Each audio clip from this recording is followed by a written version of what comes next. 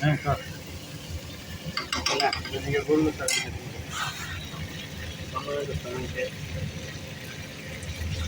গরুর মাংস রান্না হচ্ছে মশলাপাতি ছাড়া, তেল টেল কিছু দেওয়া হয় নাই, কোনো মশলা নাই, শুধু হলুদ আর মরিচ নাকি ক আর ক কিছু আরে রামটা সব ক আরে ক ইয়া কমে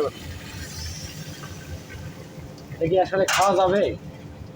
দেখবা পাইবে না খাবে যে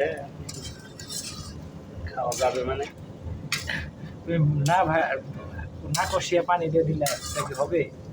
কষিবে নিয়েই তো পানি দিলাম এই কি কড়াই বইরে দিছি এরকম খাইব না রসুন দানা একটা দুইটা গোটা গোটা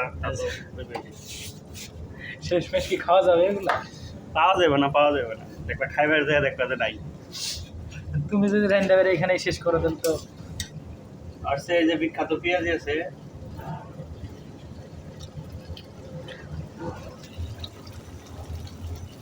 এগুলা কি কিনে আনছো না বানাইলে?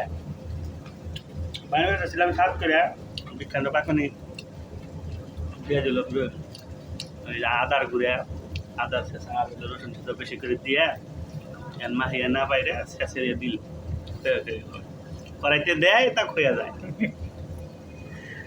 তো কমে কমে ছাড়স না, খাস তো কম না, খাই ফুরাইলি এক বাটি দেখছিলাম নুন দিছে আরে গাইরে তিত্তা মুখে দেন না